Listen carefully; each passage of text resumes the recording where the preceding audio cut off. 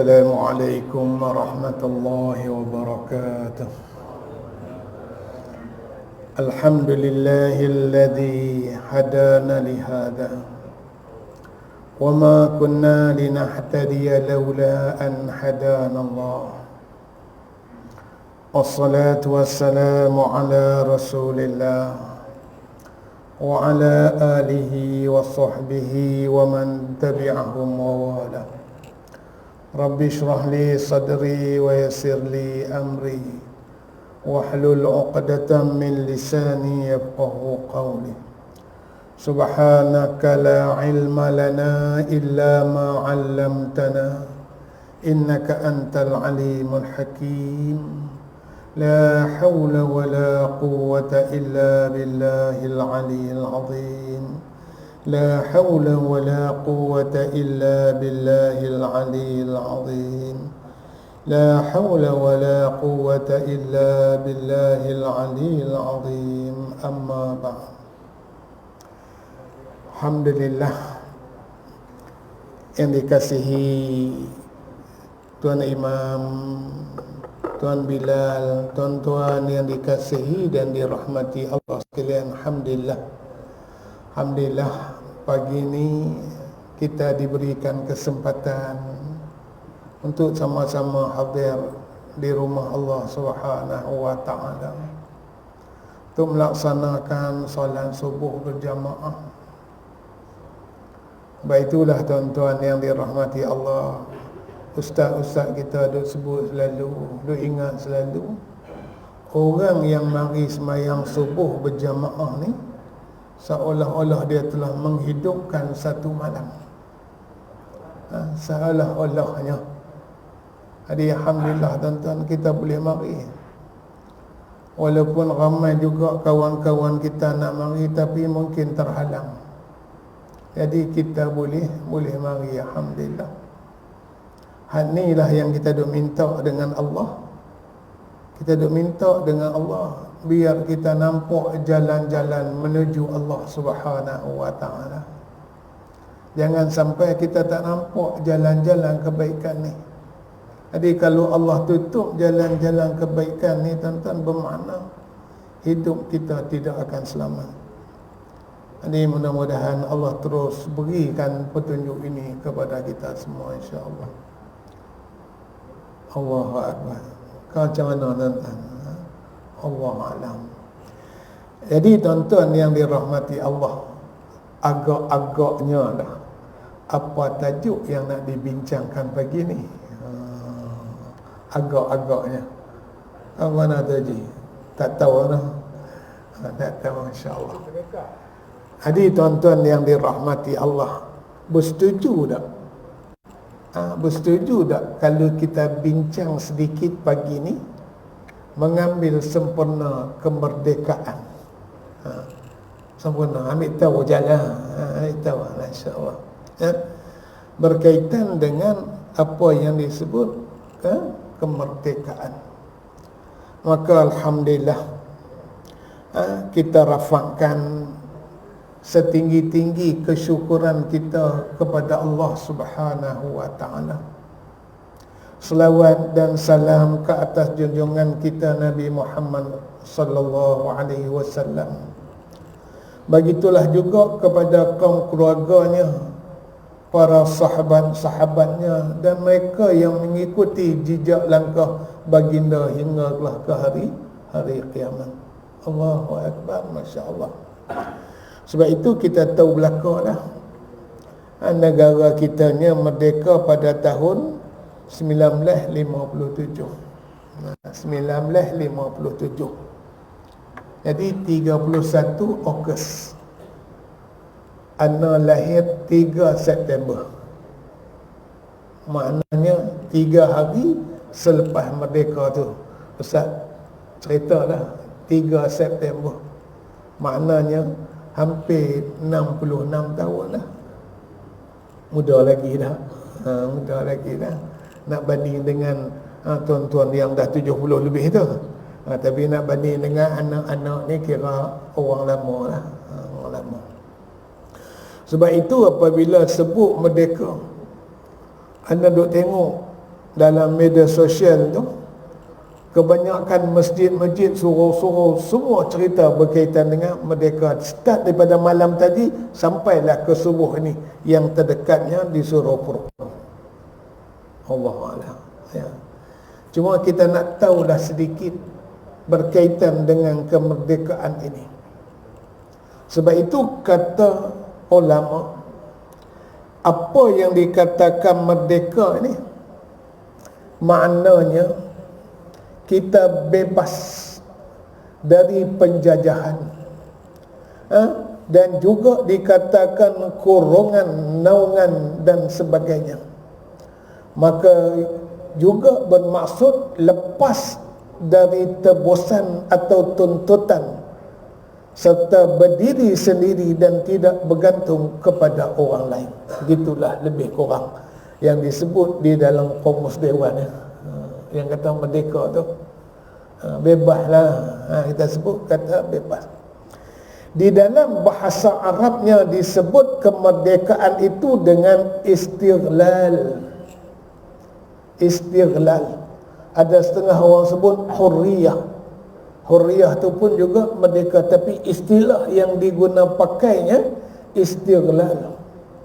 Itu yang namanya merdeka, iaitu berdiri dalam memiliki kemuliaan, berdikari dan bangkit daripada pendidasan ataupun melepaskan diri daripada ikatan. Itu mudahnya lah.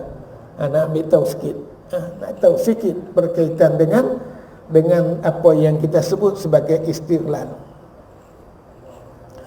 Sebab itulah kalau kita tengok di dalam kemerdekaan ini ada beberapa benda lah yang anak rasa boleh kita tengok balik. Yang antara lain apa yang diceritakanlah kepada kita pada tahun 1931. Tak ada, semua orang tak ada lagi masa tu. Dia kata merupakan tarikh hitam bagi pasukan tentera Islam di Libya. Apabila Omar Mokhtar telah pun diberkas oleh pihak tentera Itali setelah mana berlakunya pertempuran sengit di antara kedua-dua belah pihak yang telah mengorbankan lebih daripada 40 orang Islam. Kemudian dikatakan Omar Mokhtar ini ditangkap dan dipenjarakan. Nampak? Ditangkap dan dipenjarakan. Lalu beliau pun ditahan di dalam penjara dengan harapan gerakan penentangan Libya akan menjadi layu tanpa Omar Mokhtar. Itu mengikut pandangan orang atau tentera-tentera Itali. Apa yang berlaku? Namun Omar Mokhtar dia terus berjuang dengan menghunuskan lisannya mengancam tentera-tentera Itali.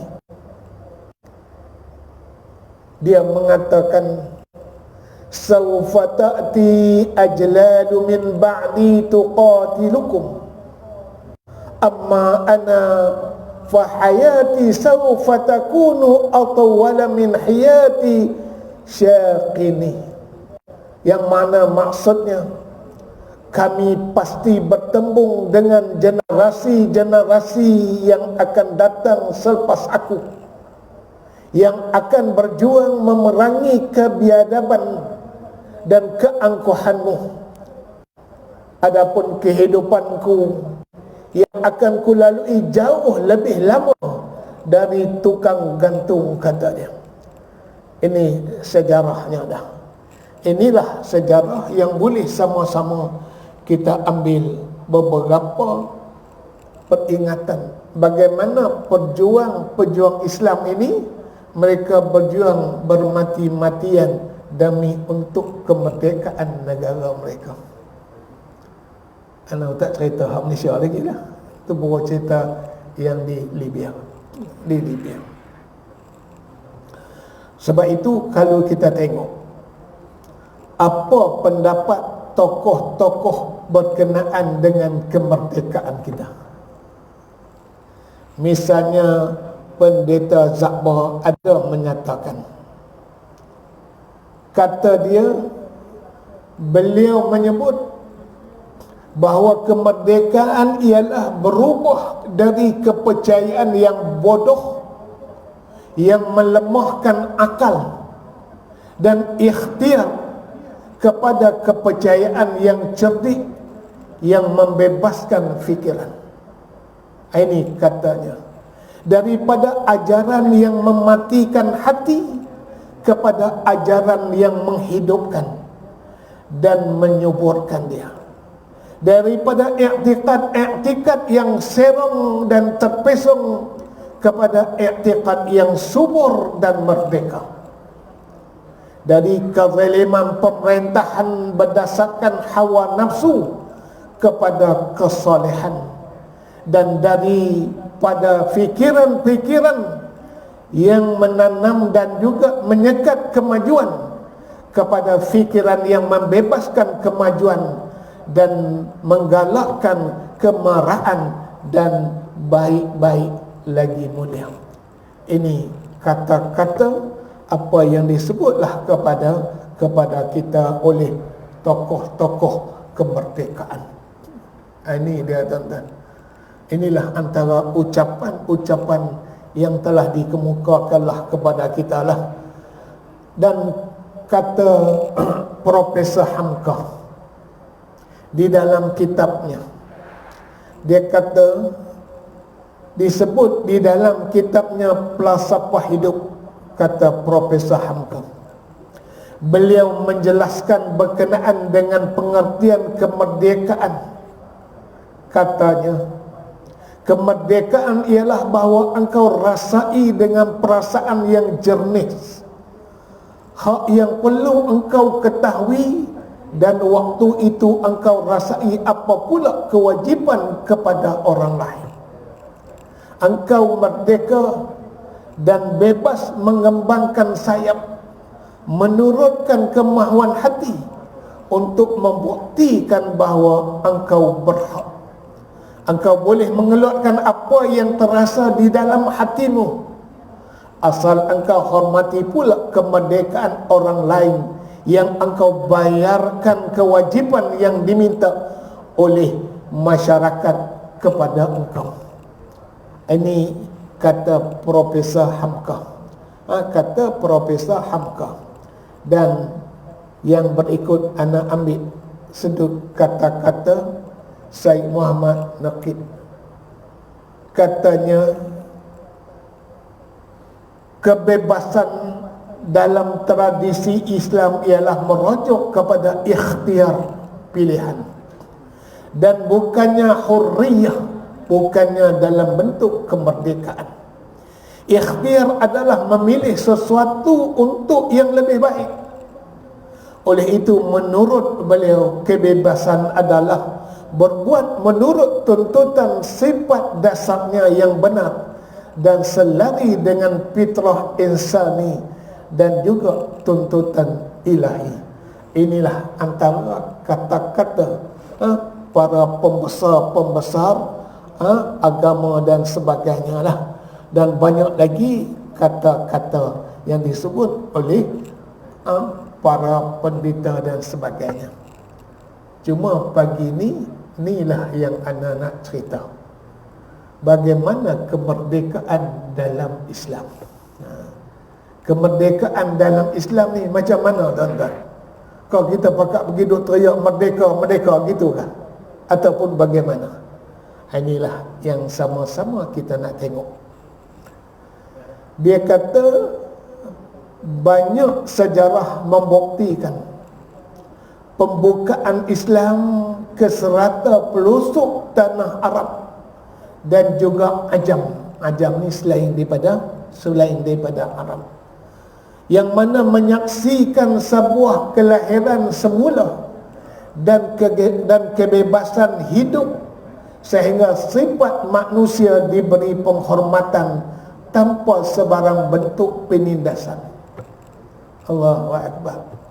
Ya, disebut sebagai contoh sebagaimana Salahuddin Al-Ayyubi buat pertama kalinya menguasai Baitul Maqdis selepas dikalahkan oleh musuh Islam.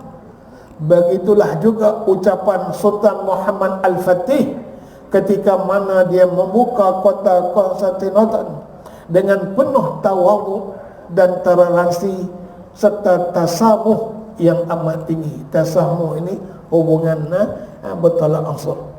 Ini dia. Ini yang ditunjukkanlah kepada kita bagaimana berlakunya kemerdekaan. Itu tuan-tuan yang dirahmati Allah. Kalau kita tengok sejarah sebelum Salahuddin Al-Ayyubi berlaku di zaman Sayyidina Umar Al-Khattab radhiyallahu anhu. Itulah Palestin ini berapa kali bertukar. Yang akhir ni belum bertukar lagi. Tapi kata Syekh Ahmad Yasin, yakinlah Allah akan berpihak kepada kita apabila kita melaksanakan ajarannya. Baik itu apabila dia keluar penjara, Ahmad Yasin ni lumpuh separuh badan. Dia duduk atas wheelchair. Setelah dia keluar daripada penjara Israel, dia kata apa tuan-tuan? Dia kata kita dah lama duk berjuang. Berpuluh tahun kita duk berjuang, tapi tidak nampak tanda-tanda kemenangan. Tanda-tanda pun tak nampak. Cuba kita tengok balik. Cuba kita periksa balik. Apakah kelemahan-kelemahan kita? Apakah kesalahan-kesalahan kita? Lalu dia cari antara puncaknya. Dia mengatakan bahawa kita ni sembahyang hanya 17 rakaat. 17 rakaat ni sembahyang yang wajib lah. 17 rakaat 5 waktu. Ya.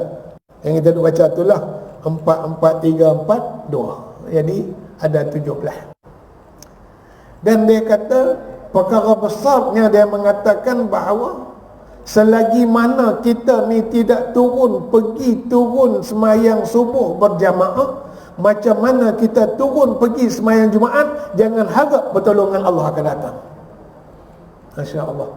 Maknanya jom kita pakat turun sama-sama. Baik itu satu ketika dulu di zaman Morsi jadi Presiden Mesir, dia buka sempatan. Sahabat-sahabat kita sempat pergi ke Palestin.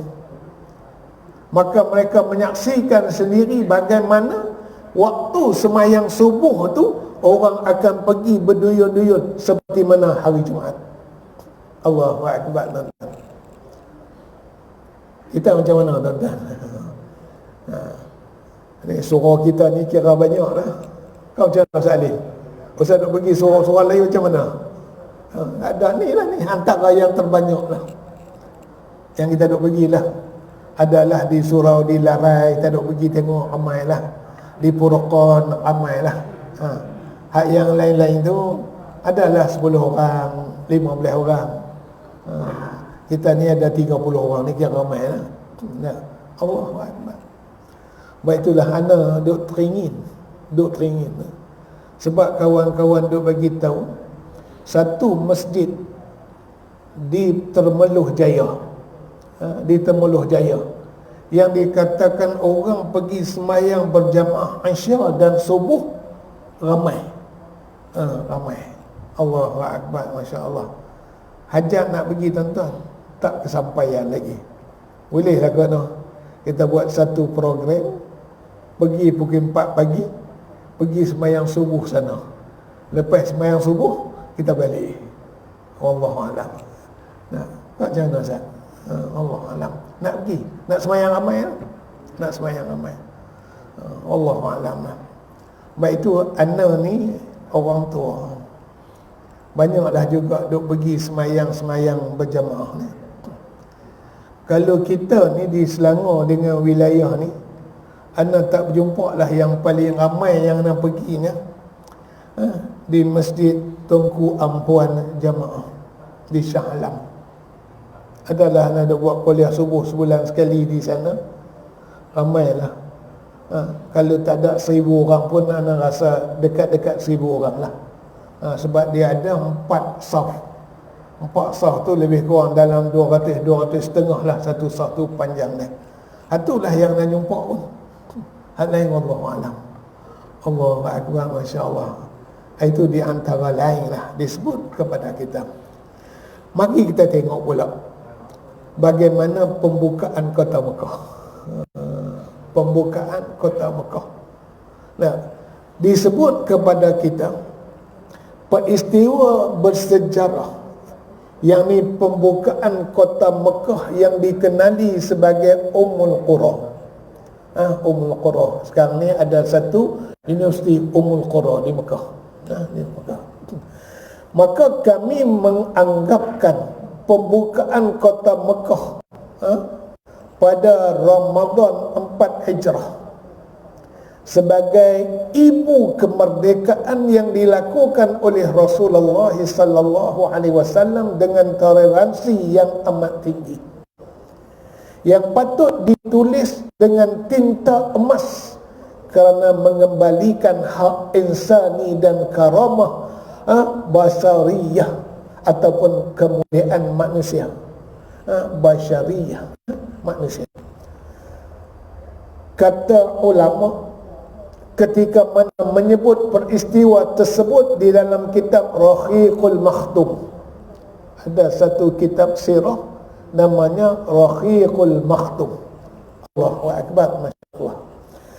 Dia kata setelah mana kota Mekah dibuka oleh Rasulullah sallallahu alaihi wasallam bersama-sama dengan umat Islam memasukinya, setelah mana lalu baginda lalu menuju ke Masjidil Haram, dan di sana baginda kemudian tawaf mengelilingi Kaabah.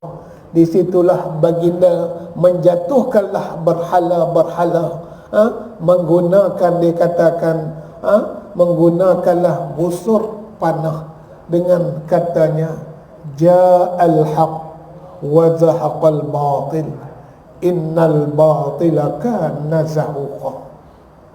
Dia kata telah datang kebenaran Islam dan hilang lenyapnya perkara yang salah, kufur dan syirik.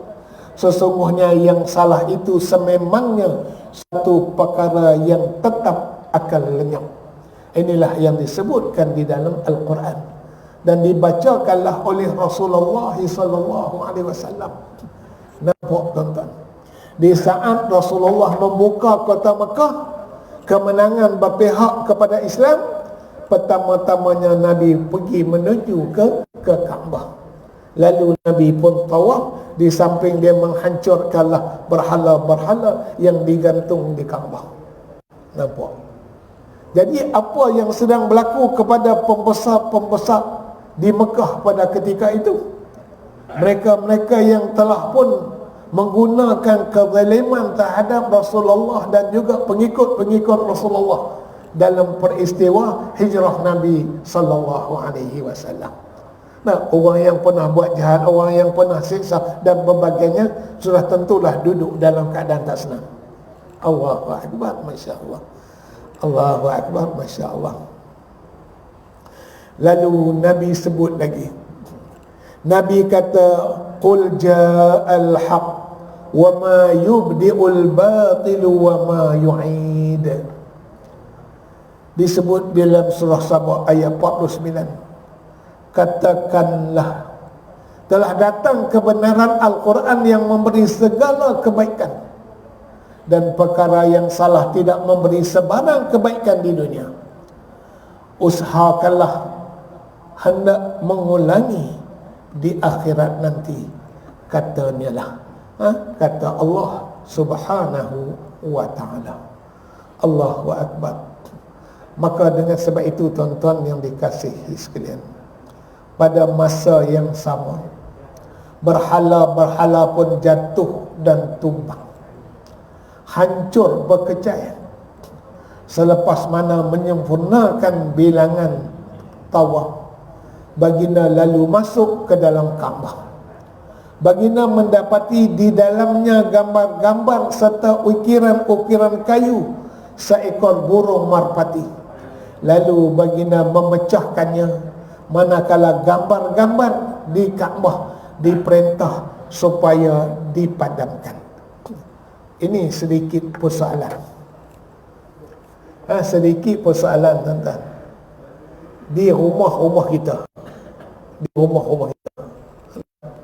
ada ke tidak kita gantung gambar-gambar? Nah, Ana jawab ada. Nah, boleh ke tak boleh kita gantung gambar ni? Nah, gambar yang kita duk gantung tu. Jadi hal ini diperbincangkan oleh ulama. Diperbincangkan oleh ulama. Ada ulama kata boleh, ada ulama kata tak boleh. Di dalam kitab Halal wal Haram, Dr. Yusuf Qaradawi menjelaskan, ya, dia kata kalaulah gambar-gambar yang diambil, yang ditangkap tu lah, yang gambar kita anak-anak kombonya, gambar-gambar nikah yang kita dah ambil tu, dia mengatakan itu adalah harus. Tapi gambar-gambar yang diukir, gambar-gambar yang diukir itu adalah hukumnya haram, kecuali mainan kanak-kanak. Macam anak-anak patung tu kan, yang anak-anak duduk main buang sepak apa tu, itu dibenarkan. Tapi gambar-gambar yang anak sebut tadilah, yang diambil tu, yang kita lekatkan di rumah-rumah kita tu, dapat pingat ke dapat apa tu, maka itu harus. Disebut oleh Dr. Yusuf Al-Qaradawi di dalam kitab Halal wal Haram. Wallahu a'lam lah. Wallahu a'lam. Jadi tak masalah, tapi jangan bawa masuklah gambar gajah ke, gambar kuda ke dan sebagainya. Baik itu dulu-dulu orang duk pergi lawan badminton. Lawan badminton kan. Orang yang menang dapat piala. Atas piala itu diletak gambar orang duduk main.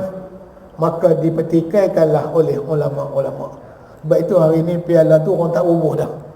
Kalau letak atas tu pun shutter dia tu ajalah, tidak lagi letak gambarnya. Sebab orang yang memiliki rumah di dalamnya tu banyaklah diceritakan yang mana malaikat rahmat tidak masuk dan sebagainya lah.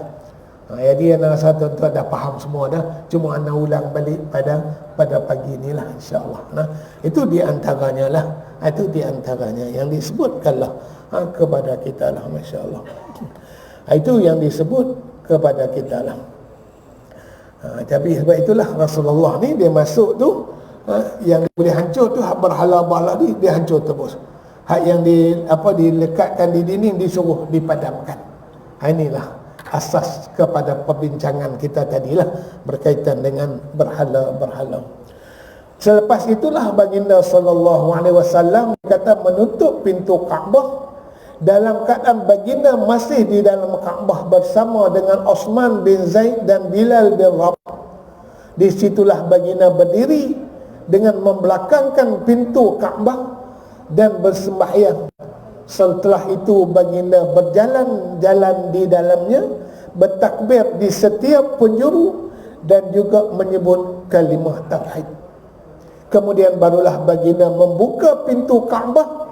Pada masa itu kaum Quraisy sedang memenuhi ruang masjid secara bersaf.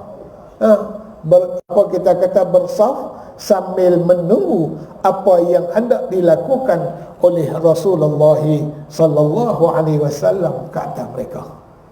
Maknanya masing-masing tunggu untuk menerima hukuman. Tunggulah. Maka Rasulullah memegang pintu Kaabah. Manakala khalayak Quraisy menunggu di bawahnya, lalu baginda pun bersabda, La ilaha illallah wahdahu la syarika lah, sadaqa wa'dah, wa nasara abdah, wa hazaman ahzaba wahdah. Allahu Akbar. Katanya tiada Tuhan melainkan Allah, tiada sekutu baginya, benarlah janjinya membantu hamba-hambanya mengalahkan golongan Ahzab itu sendiri. Itu yang kita duk baca, kita duk bertakbir pada hari raya tu. Tapi orang Melayu takbir, takbir sedih. Takbir ni tahbir kemenangan. Sebab itu sepatutnya orang takbir ni tahbir kemenangan. Kitanya Allahu Akbar sedih. Mak-mak di kampung teriak lah anak dia tak balik hari raya. Sebenarnya takbir ni takbir berjaya.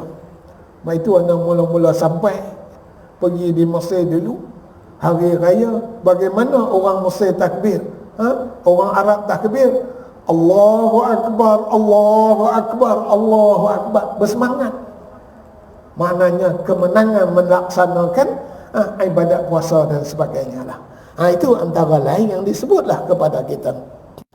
Maka dikatakanlah kepada kita, ingatlah setiap warisan lama, setiap warisan jahiliyah, sama ada harta benda ataupun darah, kesemuanya sekarang berada di bawah kakiku ini, kata Nabi.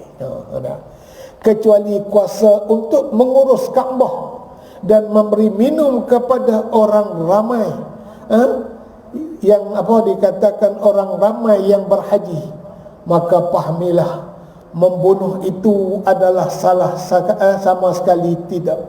Sama ada dengan pembunuhan yang disengajakan dengan menggunakan senjata ataupun kayu pemukul. Jika hal ini berlaku, maka hukuman berat akan dikenakan, iaitu 100 unta, yang mana 40 daripadanya adalah anak yang masih di dalam kandungan. Wahai orang-orang Quraisy, ni Nabi sebut, wahai orang-orang Quraisy, sesungguhnya Allah telah pun melenyapkan diri kamu kesombongan jahiliyah. Zaman jahiliyah dulu kamu sombong. Sikap bermegah-megah dengan baka keturunan kamu. Semua manusia sebenarnya adalah berasal dari Adam, dan Adam berasal daripada tanah. Kemudian baginda pun membaca ayat Al-Quran, Ya ayyuhan nas, inna khalaqnakum min dzakarin wa unsa wa ja'alnakum syu'uban wa qabaila lita'arafu inna akramakum 'indallahi atqakum innallaha alimun khabir. Sadaqallahul azim. Apa yang disebut, wahai umat manusia, sesungguhnya kami telah menciptakan kamu dari lelaki dan perempuan, kata Allah, dan kami telah menjadikan kamu berbagai bangsa dan bersuku puak, supaya kamu berkenal-kenalan dan beramah mesra antara satu dengan yang lain. Sesungguhnya semulia-mulia kamu di sisi Allah ialah orang yang lebih bertakwa di antara kamu, bukan yang lebih keturunan dan bangsanya. Sesungguhnya Allah Maha mengetahui lagi Maha mendalam pengetahuannya akan keadaan dan juga amalan kamu. Ayat ini nak menjelaskan bahawa kita adalah berta'aruf, berkenalan antara satu sama lain. Tak kira lah kamu orang Islam dengan Islam kah, Islam dengan bukan Islam kah, dan sebagainya. Maka dia suruh kita dikatakan lita'arafu. Lalu Allah kata orang yang paling mulia di sisi kamu adalah orang yang dikatakan atqakum, orang yang paling bertakwa di antara kamu. Ini yang disebutkanlah oleh Allah Subhanahu wa ta'ala. Allahu Akbar. Kemudian baginda sallallahu alaihi wasallam menyambung lagi dengan katanya, Ya ma'syaral Quraisy, wahai orang-orang Quraisy, ma taruna anna fa'ilun minkum, apakah yang kamu pikirkan akan aku lakukan terhadap kamu semua? Nabi tanya. Lalu disebut jawab mereka, tentulah baik, karena engkau seorang saudara yang mulia dan anak kepada saudara yang mulia. Qalu khaira akhun karim wa banu akhul karim.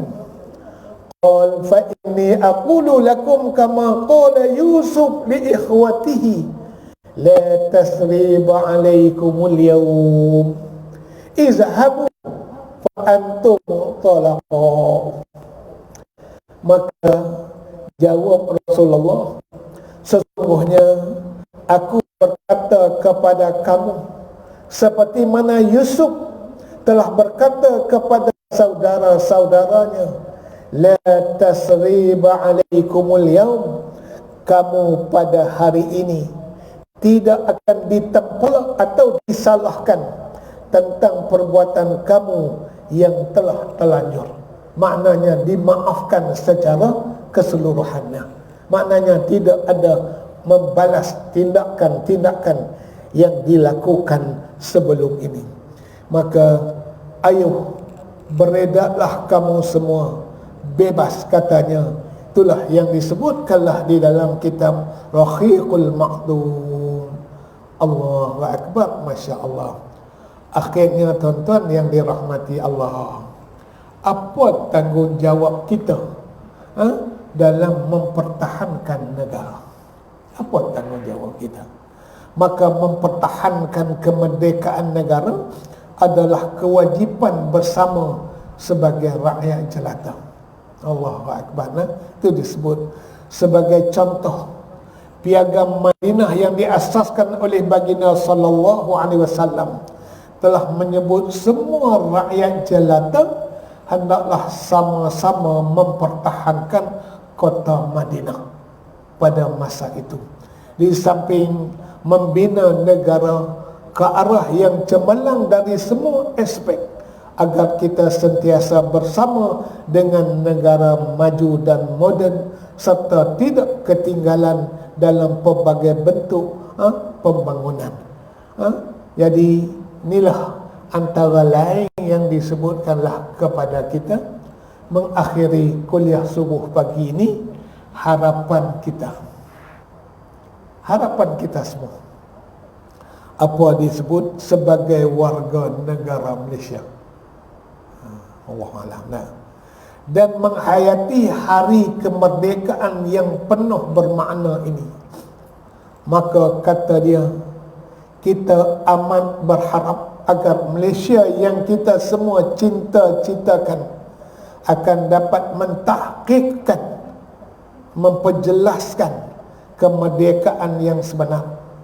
Maka kita juga berpendapat kemerdekaan atau merdeka yang sebenar adalah merdeka dari belenggu penjajah, merdeka dari serangan pemikiran penjajah, merdeka dari penjajahan ekonomi, merdeka dari belenggu keberhutangan yang melampau, dan merdeka dari budaya ciplak dan songsang, merdeka dari akhlak yang buruk dan keji serta nafsu serakah yang buruk dan hina. Mereka merdeka dari akal yang terbelenggu dengan kemabukan, sama ada disebabkan arak ataupun dadah. Merdeka dari kemalasan, kealpaan, ketakutan, kelalaian dan kemiskinan. Merdeka dari kemurungan, kedukacitaan dan kesedihan. Merdeka dari kelemahan pembinaan institusi kekeluargaan. Merdeka dari sifat dan sikap ekstrim ta'asub perkauman dan melampau, serta mengeruhkan hubungan di antara kita bangsa sekalipun semuanya warga negara Malaysia.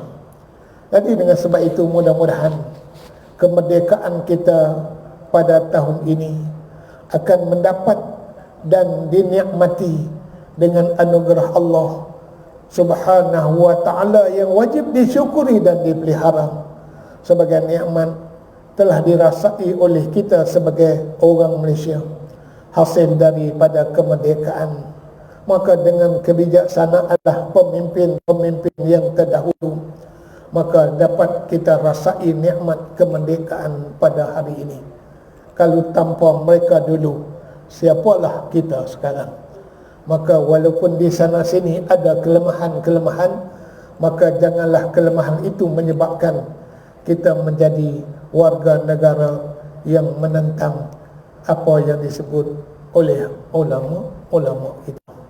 Untuk itu tuan-tuan yang dirahmati Allah, itulah sedikit perkongsian kita pagi ini berkaitan dengan kemerdekaan itu.